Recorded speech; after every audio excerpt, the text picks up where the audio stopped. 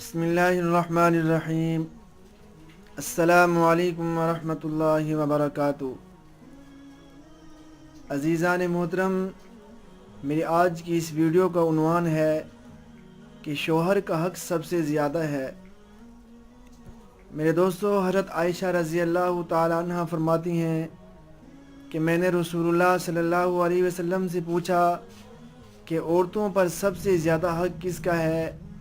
تو آپ صلی اللہ علیہ وسلم نے فرمایا کہ اس کے شوہر کا۔ میں نے پوچھا کہ مرد پر سب سے زیادہ کس کا حق ہے؟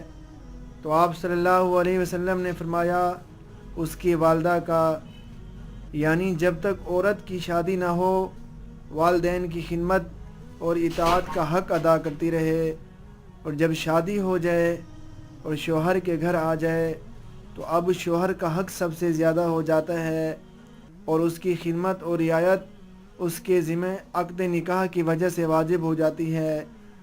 اور مرد کے ذمہ سب سے زیادہ خدمت اور حق والدہ کا ہے کہ وہ اپنی ماں کی خدمت اور اطاعت کرے اور اس کی ناراضگی سے بچے، بیوی کی خوشی پر ماں کی خوشی کو فوقیت دے، بیوی کی وجہ سے ماں کی حق تلفی نہ کرے، ایسی صورت نکالے کہ اگر بیوی اور والدہ کے درمیان اختلاف ہو جائے تو بیوی کی بھی رعایت کرے اور والدہ کی بھی رعایت اور خدمت اور اطاعت کرے۔